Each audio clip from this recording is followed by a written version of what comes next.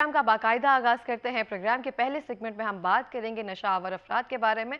हम स्पेसिफिकली देख रहे हैं कुछ बीमारियां जो हैं या बुराइयां हैं हमारे मुआशरे में बढ़ती जा रही हैं, उसकी वजह सामने नहीं आ रही है। बहुत सारी रीजंस में कहा जाता है कि सोहबत का असर, लेकिन ये सोहबत में बैठने कौन देता है? वालिदैन जो है क्या बच्चों की उस तरह से निगरानी और तरबियत नहीं कर पा रहे हैं?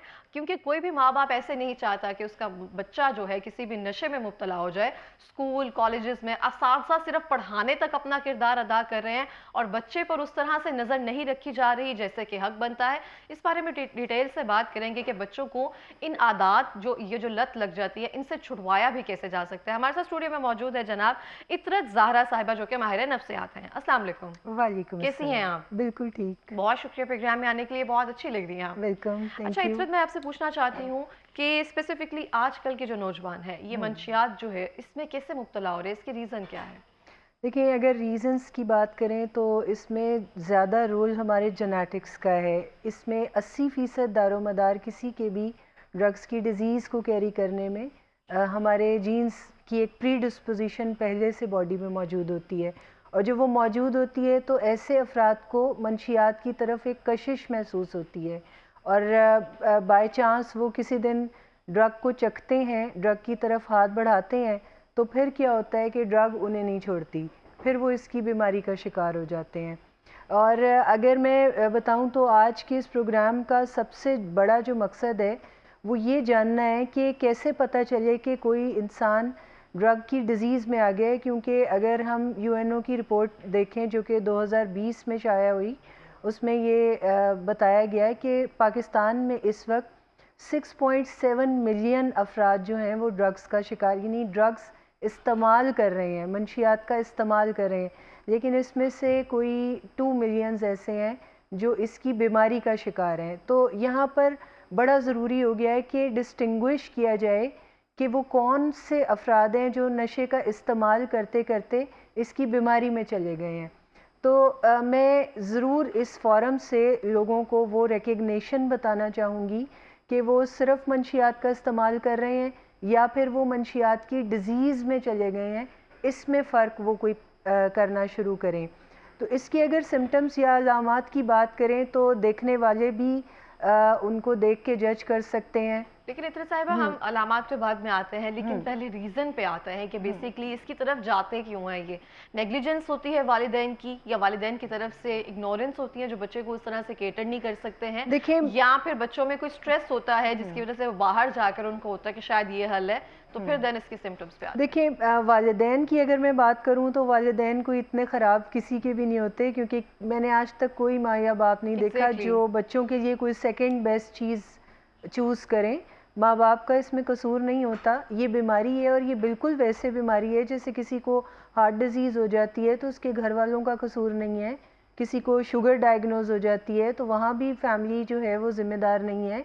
इसके पीछे मैंने जैसे बताया कि जेनेटिक फैक्टर होता है जो कि 80% उसका दारोमदार जेनेटिक फैक्टर जीन्स किस पे है। तरह से होता है? बहुत सारे लोग इस तरह से होते हैं जो शरीफुल नफ्स होते हैं, उनके मेरा ख्याल है आबाओ अजदाद में भी किसी ने नशा नहीं किया हो जाता, लेकिन एक पीढ़ी ऐसी निकलती है उसमें एक नौजवान ऐसा होता है जो नशा करना शुरू कर देता है। तो ये अच्छा, जेनेटिकली कैसे अच्छा, साबित हो सकता है? जेनेटिकली जीन्स को अगर आप स्टडी करें तो पिछले 100 साल में हमारे आबाओ अजदाद ने जो कुछ किया हुआ होता है वो हम उससे बिल्कुल आरी होते हैं, हमें वो मालूमात भी नहीं होती। और ज़रूरी नहीं कि पिछली 3-4 नस्लों को आपने अगर देखा है और उनमें अगर ऐसी कोई चीज़ नहीं है तो पीछे भी ऐसी कोई चीज़ ना हो, इसके बारे में हम इंश्योर नहीं होते। 80% जेनेटिक प्रीडिस्पोजिशन ही होती है इसके पीछे जिसका दारोमदार होता है, और बाकी 20% में कुछ एनवायरमेंटल फैक्टर्स हैं, और कुछ जहां आपने बात की कि लोगों के साथ कोई स्ट्रेसर्स होते हैं, बिल्कुल ऐसा होता है कि वो पहले से किसी मूड डिसऑर्डर का शिकार होते हैं, मूड मैनेज नहीं हो रहा होता, तो फिर वो मूड को मैनेज करने के लिए बाज़-औक़ात ड्रग का सहारा ले रहे होते हैं। तो ये बहुत से केसेस में देखा जाता है जब हम उनका ट्रीटमेंट करते हैं कि हम उनको रिसेप्टिव करने के बाद, यानी ड्रग्स से डिटॉक्स करने के बाद हम ये देखना शुरू करते हैं कि उसकी ज़िंदगी में प्री मॉर्बिड पर्सनालिटी में, यानी ड्रग करने से पहले ऐसे कौन से फैक्टर्स थे जिन्होंने उसे ड्रग की तरफ राग़िब किया। बिल्कुल। तो ये भी इलाज का हिस्सा होता है कि उनको असेस किया जाए कि उनके साथ कोई और इशू तो नहीं है। ठीक हो गया। अब हम आते हैं उसकी अलामात पर कि कैसे पता चलता है कि उसने ड्रग्स लेना स्टार्ट कर दिया, और वालिदैन को देर से क्यों पता चलता है? हाँ, ये बड़ी अहम बात है कि वालिदैन को देर से क्यों पता चलता है। देखिए, जब हम कोई पर्सन ड्रग पे जाता है तो उसके अंदर चेंजेस डेवलप होती हैं। वो चेंजेस बहुत ही आराम आराम से आहिस्ता आहिस्ता घर कर रही होती हैं उसकी शख्सियत में। ये बिल्कुल ऐसे ही है कि जैसे माँ बाप को ये कभी नहीं पता चलता कि उनका बच्चा बड़ा कितना हो रहा है, जबकि साइंस ये बताती कि रोज़ाना की बुनियादों पर बच्चा थोड़ा सा ग्रो हो रहा है, बड़ा हो रहा है, लेकिन आप उसके बड़े होने को जज नहीं कर पा रहे होते। आपको बहुत अरसे बाद कभी कोई रिश्तेदार बताता है कि ओ ये तो बहुत लंबा हो गया, या आप कोई पुरानी तस्वीरें देखते हैं तो आपको एहसास होता है कि बच्चा कितना चेंज हो गया है। लेकिन रोज़ाना की निस्बत यानी जो छोटे छोटे चेंजेस डेवलप हो रहे होते हैं उन्हें हम रिकग्नाइज़ नहीं करते। इसी तरह ड्रग्स जो आहिस्ता आहिस्ता शख्सियत में बिगाड़ पैदा कर रही होती है, उन तमाम चीज़ों का हम एहसास कर ही नहीं पाते, क्योंकि वो बहुत आराम आराम से हमारी ज़िंदगी का हिस्सा बन रहे होते हैं। और अगर मैं माँ बाप को आज यहाँ पर झंझोड़ना चाहूँ तो उन्हें ज़रूर देखना चाहिए कि प्रीवियसली उसकी पर्सनालिटी कैसी थी और आज वो किस किस्म की शख्सियत के साथ है, उसके मूड मिजाज में कितनी तब्दीली आ गई, उसके रवैये कितने तब्दील हो गए, उसका पैसों का इस्तेमाल कितना इंक्रीज़ हो गया, और वो इस्तेमाल भी ऐसा इस्तेमाल जिसकी कि कोई आपको हिसाब किताब नहीं मिल रहा, आपको कोई ऐसी चीज़ नज़र नहीं आ रही जहाँ पर के पैसे कंज्यूम हो रहे हैं मगर पैसे उसके पास नज़र नहीं आते। उसका टाइम जो है वो आपको नहीं मिल रहा, वो आइसोलेट हो रहा है, वो फैमिली के साथ बैठना पसंद नहीं कर रहा। अगर आप उसके चेहरे की तरफ देखें तो उसके तासुरात आपको नज़र नहीं आएंगे, उसकी आंखों में बाज़ात सुर्खी नज़र आएगी, उसकी रूटीन ख़राब हो जाएगी। वो अगर पढ़ रहा है तो वो पढ़ के नहीं दे रहा, अगर वो कोई काम कर रहा है, कारोबार कर रहा है, तो कारोबार में मुसलसल नुकसानात। ये वो इशारे हैं, ये वो वाइब्स हैं, अगर आप वो कैच करते हैं तो आप ज़रूर उस नतीजे तक पहुंचते हैं। क्योंकि ड्रग्स के बारे में अगर मैं आपको बताऊं तो ये मल्टी डायमेंशनल डिजीज़ है, जिसमें 4 डोमेन्स पे किसी की ज़िंदगी में असर पड़ता है। एक जिस्मानी, जिसमें कि जिस्म फिज़िकली अपीयरेंस बता रही होती है। दूसरा नफ्सियाती, यानी उसके मूड मिजाज और उसके रवैयों में वो बहुत एजिटेटेड, बहुत बाज़ात इलेटेड, बहुत ही हाइपर एक्टिव बॉडी लैंग्वेज के साथ नज़र आता है बाज़ात, और बाज़ात बहुत डाउन होता है। तो आपको ये 2 डोमेन्स बहुत क्लियरली नज़र आ रही होती हैं। और उसका मूड मिजाज यानी वो छोटी छोटी बातों पे रिएक्टिव नज़र आएगा, और बाज़ात बड़ी बड़ी चीज़ों पे आपको बहुत ही बेहिस और नम किस्म का बिहेवियर उसका शो होगा। और तीसरी डोमेन उसकी सोशल डोमेन, यानी उसके ताल्लुकात बहुत ख़राब होने की साइड पे जाते हैं। ना सिर्फ घर के अंदर बल्कि घर के बाहर भी अगर देखा जाए तो ताल्लुकात उस तरह से वर्क नहीं कर रहे। इसके साथ साथ उसकी जो स्पिरिचुअल डोमेन है, यानी आपका अपने साथ और आपका आपके क्रिएटर के साथ, आपका आपके रब के साथ जो ताल्लुक़ है वो भी ख़राब होने की तरफ जाता है। यानी ये बायो, साइको, सोशल, स्पिरिचुअल, ये तमाम डोमेन्स में ड्रग आपको कोलैब करने की साइड पे जा रही होती हैं। तो इन चीज़ों को अगर कोई देखे तो अगर किसी के साथ आप ड्रग देखें और उसके साथ आप उसकी डिसफंक्शनल लाइफ देखें कि वो अपनी ज़िंदगी में ऐसा कुछ नहीं कर पा रहा जो वो करना चाहे, परफॉर्म नहीं कर पा रहा। अच्छा, हम देखते हैं स्पेसिफिकली, जैसे आपने कहा ना कि वालिदैन का एक रोल तो ऑब्वियसली रहता है, किरदार रहता है कि इन सब चीज़ों को मॉनिटर करते रहें कि हमारा बच्चा किसी चीज़ की तरफ आरी तो नहीं हो रहा या उसमें से किसी में कम परफॉर्म तो नहीं कर रहा। लेकिन बहुत सारी चीज़ों में ऐसे होते हैं कि वालिदैन तवज्जो नहीं देते हैं। आपने भी, आपके पास भी केसेस आए होंगे, तो कोई केसेस इस तरह से है कि वालिदैन की तवज्जो ना देने की वजह से किसी ने ड्रग स्टार्ट कर दी है? देखिए, ये वो फैक्टर्स हैं जो हमारे मरीज़ हमें बताते हैं कि माँ बाप की तवज्जो ना मिलने की वजह से मैं ड्रग में गया। हालांकि अगर तवज्जो कोई ऐसा ज़बरदस्त फार्मूला होता कि तवज्जो से बच्चे ठीक ही हो जाते हैं, यानी सिर्फ तवज्जो से बच्चे ठीक हो जाते हैं, तो अल्लाह ताला दुनिया में ऐसी मिसालें कायम ना करता। जैसे हमारे नबी पाक की ज़िंदगी को अगर देखें तो वहाँ पे माँ बाप की तवज्जो क्या, माँ बाप ही नज़र नहीं आएंगे आपको। यानी ये अल्लाह ने आपको एक मिसाल दी है। और इसके अलावा भी दुनिया में बहुत सारे फंक्शनल लोग हैं जो ऑर्फन होते हैं या बचपन में ही वो माँ बाप से अलग हो जाते हैं। तो माँ बाप की तवज्जो कोई ऐसा फैक्टर नहीं है जो ऑल इन ऑल है। ठीक है कि माँ बाप की तवज्जो होनी चाहिए और मोस्ट इम्पॉर्टेंटली कि माँ बाप की तवज्जो उस वक्त ज़रूर होनी चाहिए जब बच्चा वो सब चीज़ें करके नहीं दे रहा जो उसे करने के लिए मुतय्यन किया गया है, या जिन चीज़ों से उसकी ज़िंदगी की कामयाबी जुड़ी है। अगर वो चीज़ें वो नहीं कर पा रहा तो जाहिर है गार्डियन को या माँ बाप को इंटरवीन करने की ज़रूरत है उसकी ज़िंदगी में। लेकिन ज़्यादातर हमारे जो पेशेंट्स हैं उनको वो इस ट्रैप में होते हैं कि शायद बाकियों ने हमारे साथ कुछ अच्छा नहीं किया, इस वजह से जैसे ब्रेकअप हो गया, कारोबार में नुकसान हो गया, लव्ड वंस की डेथ हो गई, माँ बाप ने उनकी पॉलिसीज़ ज़्यादा अच्छी नहीं, या बाज़ात हुकूमत वक्त ज़्यादा अच्छी नहीं है, हमारा मुल्क रहने के काबिल नहीं है, या फिर इसकी और वजूहात भी हो सकती हैं जो बड़ी फ़नी हैं कि आज मोहल्ले के मुर्गे ने अजान नहीं दी तो मैंने सोचा ड्रग कर रही हूँ, या भैंस ने मुनासिब दूध नहीं दिया। तो ये अगर मैं आपको बताऊं तो ये वो सब ट्रैप्स हैं जो हमारा ब्रेन बना के हमें देता है, एक्सक्यूजेस देता है कि ये रीजंस थे, ताकि हम ड्रग करते रहें। और वो ट्रैप्स और वो एक्सक्यूजेस बाज़ वक़्त ऐसे होते हैं जिनका कि कोई हल ही नहीं होता।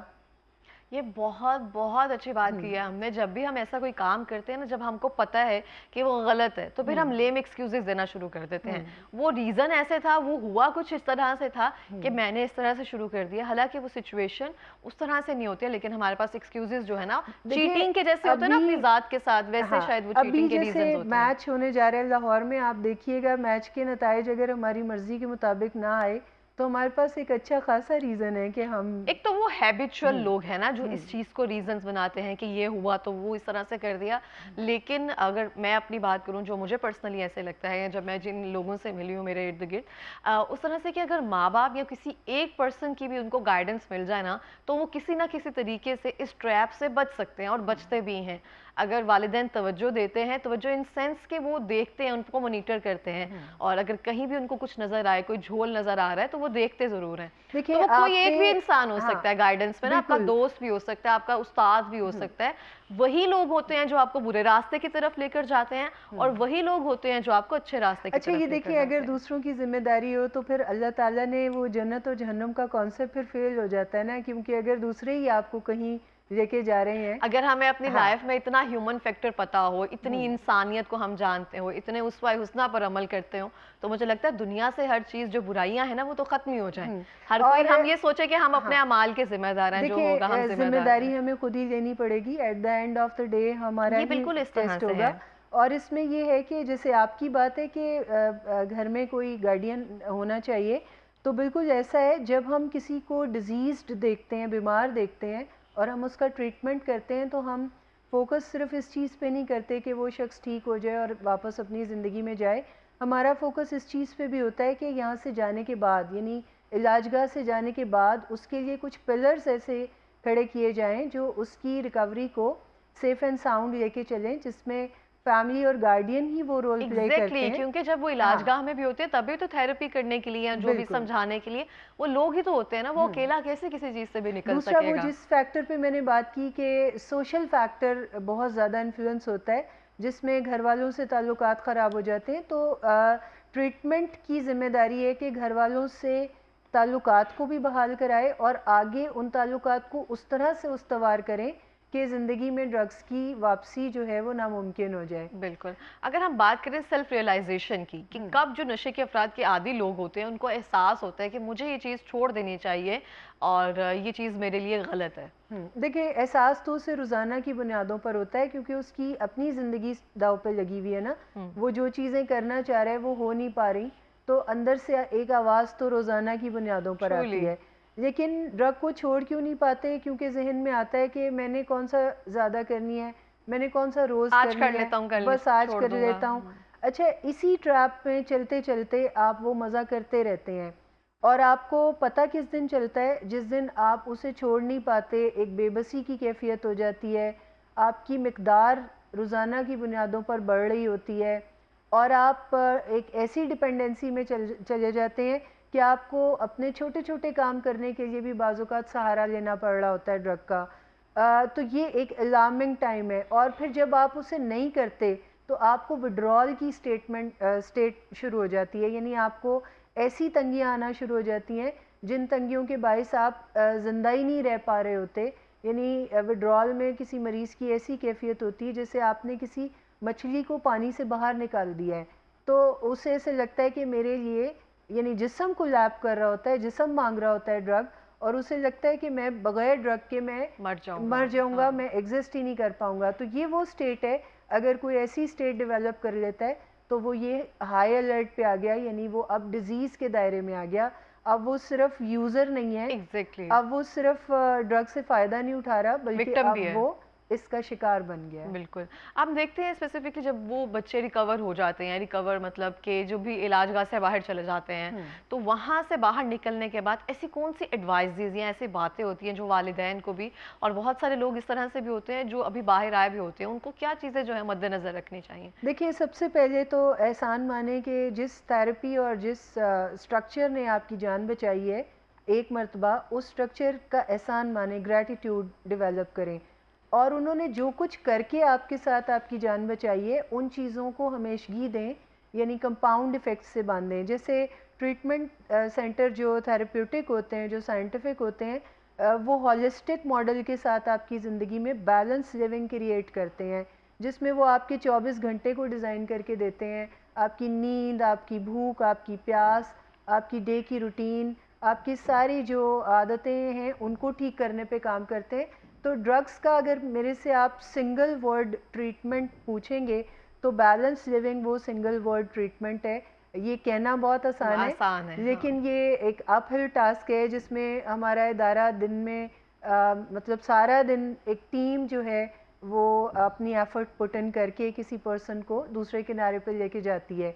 अगर जिन चीज़ों से आपने ट्रीटमेंट सेंटर के अंदर फ़ायदा उठाया है, उन्हीं आदतों से, उन्हीं अतवार से अगर आप बाहर चल के फ़ायदा उठाते हैं तो आपकी ज़िंदगी में ना सिर्फ ड्रग की गुंजाइश ख़त्म हो जाती है, बल्कि आप अपनी बुनियादी ज़िंदगी में एक बेहतरीन इंसान बन जाते हैं। जैसे मैं यहाँ पर एक स्टेटमेंट ज़रूर देना चाहूँगी कि मैंने जितने भी एडिक्ट्स के साथ काम किया है, उनको जब भी मैं देखती हूँ तो मुझे इस चीज़ का एहसास बहुत होता है कि ड्रग एडिक्शन इस पूरी सोसाइटी में से ना जेम्स कलेक्ट करती है, हीरे चुनती है। यानी ये लोग आम लोग नहीं होते, ये कुछ ज़्यादा अच्छे, ज़्यादा सेंसिबल, ज़्यादा स्मार्ट लोग होते हैं, और इन्हें ज़्यादा ज़रूरत होती है अपने मूड को बेहतर करने की, तो ये इस ट्रैप में चले जाते हैं।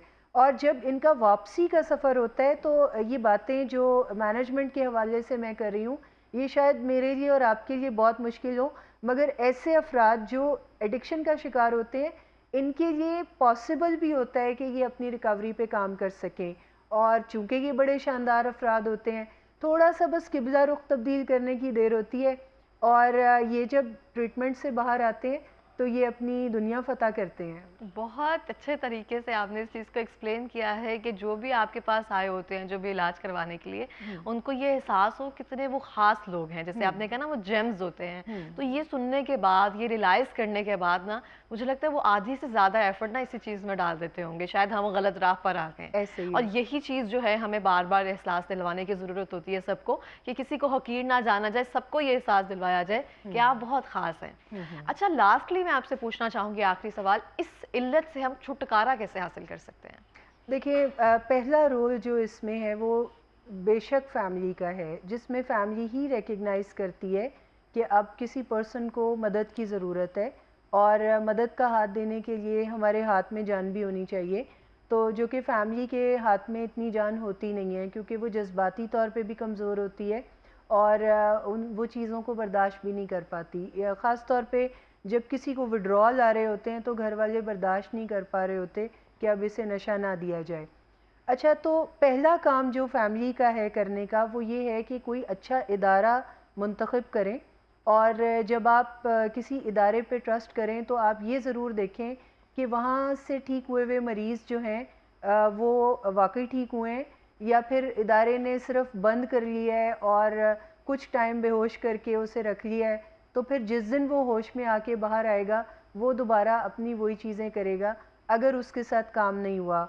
यानी आप अगर मैं मिसाल इसकी ऐसे दूं कि जैसे शराब पीने से किसी का लिवर डैमेज हुआ है, तो अब शराब बंद करने से लिवर ठीक नहीं होगा, उसके लिए आपको अलग से मेडिकेशन करनी पड़ेगी। इसी तरह अगर ड्रग्स ने किसी की bio, psycho, social, spiritual life damage की है, तो जब तक आप इन डैमेजेस पे काम नहीं कर रहे होंगे तब तक बात नहीं बनेगी, क्योंकि अगर ये डैमेज आप रख लेते हैं और वक्ती तौर पे किसी का नशा बंद करते हैं तो ये डैमेजेस किसी को वापस ड्रग पे ले जाने के लिए काफ़ी होते हैं।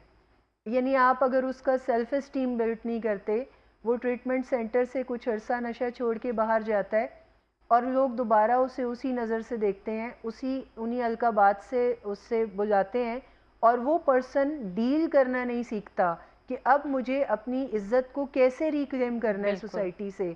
तो ये चीज़ें काफ़ी होती हैं कि उसके लिए, क्योंकि बहुत सारे लोग ये समझते हैं कि हम ड्रग्स छोड़ भी दें तो माशरा हमें माफ़ नहीं करेगा, तो इससे अच्छा हम करते ही रहते हैं। तो इस किस्म के फैक्टर्स के ऊपर इदारा जब काम करता है और माँ बाप को चाहिए, गार्डियंस को चाहिए कि वो जब कोई इदारा चूज़ करें तो वो वहाँ जाकर पहले ख़ुद तहकीक करें कि क्या वहाँ वाकई ट्रीटमेंट किया जा रहा है या उसे महज सज़ा और जज़ा के ज़रिए चीज़ों को छुड़ाने पे काम किया जा रहा है। बिकॉज़ ये बिल्कुल वैसे ही है जैसे हम किसी शुगर के मरीज़ को रस्सी से बांध दें और उसे कहें कि अब हम तुम्हें मीठा खाने नहीं देंगे, तो आप कभी तो वो रस्सी खोलेंगे ना। बिल्कुल इस तरह से है। हाँ। बहुत शुक्रिया इतरत साहिबा प्रोग्राम में आने के लिए, बहुत खूबसूरती के साथ इस टॉपिक पर बात करने के लिए। Thank you so much.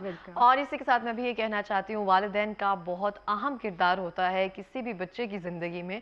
उनको बिल्कुल भी नज़रअंदाज ना किया जाए, उनकी हर हरकतों सकनात पर नज़र रखी जाए और देखा जाए अगर वो इमोशनली वीक है, सेंसिटिव है, तो उनको मज़ीद तवज्जो की ज़रूरत होती है आपकी, रादर देन कि वो बाहर जाएँ, किसी दोस्त से मिलें और गलत सोहबत में बैठें। तो इससे बेहतर